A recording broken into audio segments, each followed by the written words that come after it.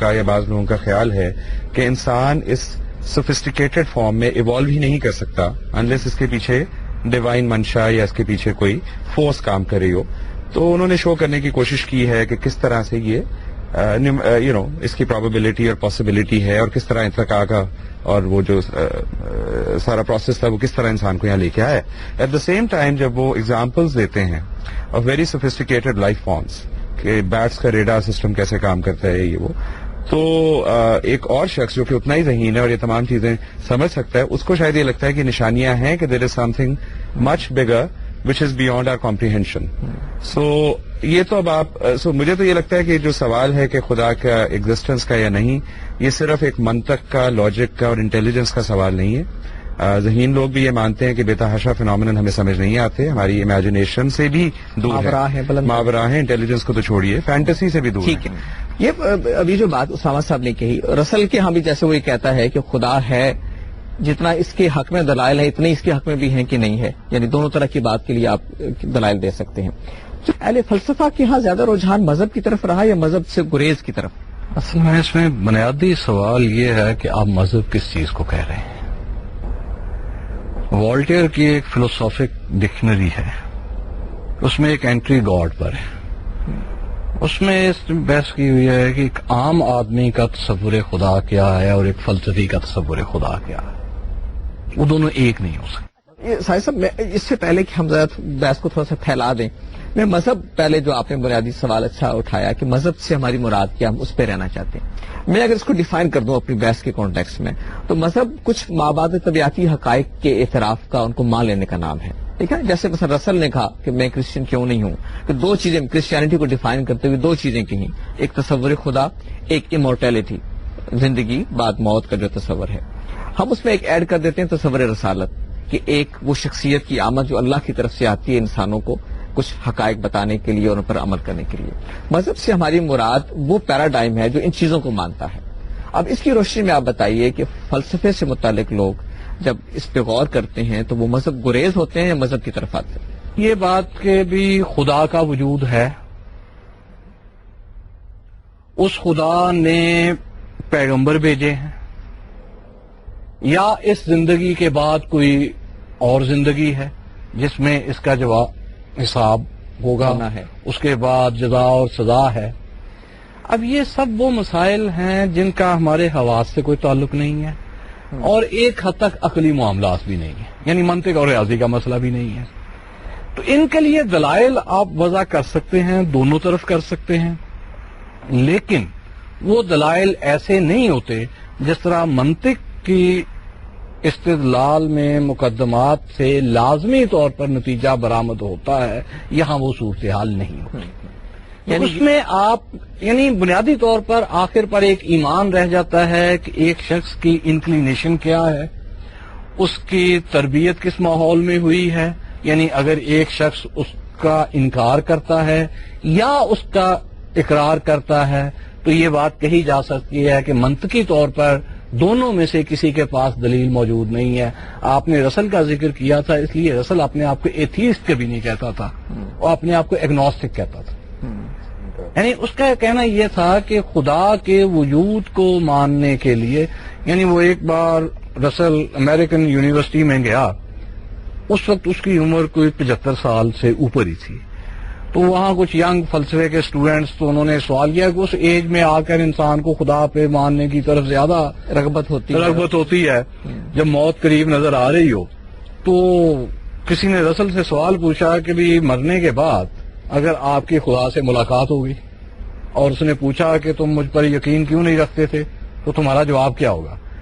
تو رسل نے کہا، بہت سادہ سا جواب ہے، insufficient evidence oh God insufficient evidence. کہ اس کائنات میں خدا پر یقین کرنے کے لیے، یعنی رسل کا خیال یہ ہے کہ آپ کے پاس سفیشینٹ ایویڈنس موجود نہیں ہے. تو اس لیے وہ کہتا تھا نہ ہم اس کا انکار کر سکتے ہیں نہ ہم اس کا اقرار کر سکتے ہیں، اس لیے اپنے آپ کو ایگنوسٹک کہتا تھا. فلسفی جس مذہب کو مانتا ہے اس کے بالعموم جو دلائل ہوتے ہیں مذہب کو ماننے کے لیے، ایک دوسرے مذہب جو ماننے والے کے نزدیک شاید اس کا مذہب جو ہے وہ نا مذہب ہونے کے برابر ہوتا ہے. وہ فلسفی کے مذہب کو مذہب ماننے پہ عام طور پر انکاری ہوتا ہے کہ کچھ لوگوں کا خیال یہ ہے کہ مثلا جو ریزنڈ فیتھ ہے از نو فیتھ. ٹھیک ہے، ہم یہ سلسلہ گفتگو جاری رکھیں گے لیکن تھوڑی دیر کے بعد. پروگرام میں ایک بار پھر خوش آمدید. ناصر زادی صاحب سے پوچھتے ہیں کہ انہوں نے جو بات کہی کہ مذہب کے مقدمات کو آپ علم الیقین کی سطح تک نہیں لے جا سکتے، یعنی انسانی عقل کو جب آپ استعمال کرتے ہیں تو مذہبی مقدمات کو آپ ثابت نہیں کر سکتے. یہ کوئی ایسا نہیں بلکہ خود ڈیبیٹیبل ایشو ہے کہ کانٹ نے اس مسئلے کو سب سے پہلے بڑی بنیادی طور پر اٹھایا اور اس نے یہ نومین اور فینومین کی جو اس نے اصطلاح استعمال کی. ایک وہ ریالٹی ہے کہ جو ہمارے سامنے ظاہر ہوتی ہے اور ایک ریالٹی ہے جو ان اٹ سیلف ہے. اس طرح سے اس نے تقسیم کی اور اس کے بعد اس نے کہا کہ 3 مسئلے ایسے ہیں کہ جس تک انسان قیامت تک جو ہے وہ دلائل ٹکراتے رہیں گے. ایک تو اسی وجود خدا کے حوالے سے کہ جی یہ خدا کا وجود ثابت ہوتا ہے یا نہیں ہوتا. دوسرا مسئلہ اختیار کا کہ کیا انسان مختار ہے یا مجبور ہے. تیسرا مسئلہ جو ہے وہ یہ ہے کہ کیا کائنات ازلی ہے یا وہ جو بعد میں اس کو جو ہے کریٹ کیا گیا ہے. اسی طرح سے ابن سینا نے بھی اس مسئلے کی طرف اشارہ کیا اپنے فلسفے میں اور کہا کہ اس کو ہم جدلی الطرفین کہتے ہیں کہ دونوں طرف سے چوٹی کے دلائل آ رہے ہیں لیکن کوئی نتیجہ عکس نہیں ہو رہا. لیکن میں عرض کرنا چاہوں گا کہ یہ تو کانٹ کا یا کسی ایک کا ویو ہے، لیکن ایسے بہت سے فلاسفرز ہیں کہ جنہوں نے براہین اثبات وجود خدا پر روشنی ڈالی. برہان نظم ہے، برہان فطرت ہے، برہان امکان و وجوب ہے، برہان صدیقین ہے. میں ایک فلسفے کے طالب علم ہونے کی حیثیت سے پھر بھی یہ کہوں گا کہ اتنے دقیق فلسفیانہ براہین ہے وہ کہ وہ واقعاً جو ایک برہان، اگر ہم اس پر بات کریں کہ برہان کس کو کہتے ہیں، وہ بالکل 2 اور 2 4 کی طرح ہونا ہے. تو انہوں نے اس طرح سے اس کو لوٹایا ہے کہ ان کا اپنا بھی دعویٰ ہے اور بہت سے فلاسفہ کہتے ہیں کہ یہ یقین پر دلالت کرتے ہیں. لیکن یہ ان اٹ سیلف جو ہے وہ ایک اختلاف والی بات ہے. جہاں تک دوسرا مسئلہ ہے کہ مذہب سے دوری کا، وہ یہ عرض کرنا اس پہ چاہوں گا کہ بات کریں، لیکن پہلے ہم ڈاکٹر صاحب آپ سے جاننا چاہتے ہیں کہ یہ جو مسئلہ ہے انسانی ذہانت کیا ان مابعد طبیعتی سوالات کی کوئی جوابات فراہم نہیں کرتی؟ ذہانت وہ عمل ہے جو جانور کا جی زیادہ اس کو اور واضح میں کرنا چاہوں گا کہ جانور ریالٹی کے ماتحت رہنا چاہتا ہے، رہتا ہے چاہتا کا مسئلہ لفظ غلط ہے. ریالٹی کے یا حقائق کے یا کائنات کے یا فطرت کے تابع رہتا ہے. انسان فطرت کے تابع نہیں رہنا چاہتا، انسان فطرت کے اوپر حاوی ہونا چاہتا ہے.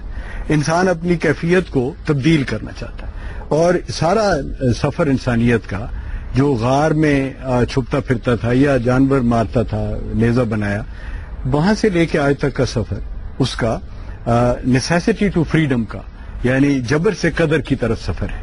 اور اگر جبر اور قدر کا مسئلہ جیسے انہوں نے کہا اگر آپ دیکھیں ہسٹری میں، ہیومن ہسٹری میں، تو یہ جبر کے کم ہونے اور قدر کے بڑھنے کا عمل ہے جو جانور کی زندگی میں نہیں ہوتا. اور ریئل ٹائم کا لفظ جو میں نے کہا کہ ریئل ٹائم میں حقیقت کی ماڈلنگ کرنا اور اس کو میٹ کرنا، اور ریئل ٹائم کی میں وضاحت کرتا ہوں. ریئل ٹائم یہ ہے کہ آپ ایونٹ کے نتیجے پہ آنے سے پہلے اس کے اوپر رد عمل اپنا کریں، جو اینیمل نہیں کرتا. ہم نے یہ کیا ہے اور ہماری یہ قدر بڑھی ہے اس سے، نیسیسٹی ٹو فریڈم کا سبب. اسی میں عرض کروں گا کہ جو عقل کا یہ رول ہے یہ ڈسکوری کو ممکن بناتا جا رہا ہے. 2 جاب ہیں. میں معافی چاہتا ہوں، عقل اور ذہانت کو آپ مترادف کے طور پر استعمال ذہانت کے نتیجے میں عقل ہے. عقل تو ایک میں لفظ کی طرف نہیں جاؤں گا، ہمارا ذہانت تک ہی سفر، کیونکہ ذہانت بذات خود جو انسان کے دماغ کی ورکنگ کا ایک پروسیس ہے. ٹھیک ہے، ہم تو اس کی بات کر رہے ہیں کہ یہ ذہانت بذات خود جو علم بنائے گی، پھر علم آموختہ بنے گا، پھر وہ ہمارے آگے کام آئے گا. لیکن ذہانت کا عمل بذات خود الحاد کی طرف جاتا ہے یا نہیں؟ بحث تو ہماری ہے. جی الحاد کی طرف عقل بذات خود جو ایگناسٹک کا نقطہ نظر بتایا وہ الٹیمیٹلی سائنس کا یا عقل اس کا ذہانت کا عمل ہے، فیصلہ ہے کہ ذہانت نے یہ کبھی بھی دعویٰ نہیں کیا کہ ہم یہ جان سکتے ہیں کہ کائنات کا خالق کون ہے. کیوں کہ ذہانت کا پہلا پریمس یہ ہے کہ جس ریالٹی کو ہم نہیں جانتے اس ریالٹی کے تخلیق کرنے والے کو کیسے جان سکتے ہیں. ایک میں جب کسی آدمی کو کہوں کہ اس آدمی کا باپ کا نام کیا ہے تو آپ فوراً پوچھتے ہیں کس آدمی کی بات کر رہے ہیں. جب آپ کہتے ہیں کائنات کے خالق کا نام کیا ہے، کون ہے، کیسے ہے، کیا صفات ہیں اس کی،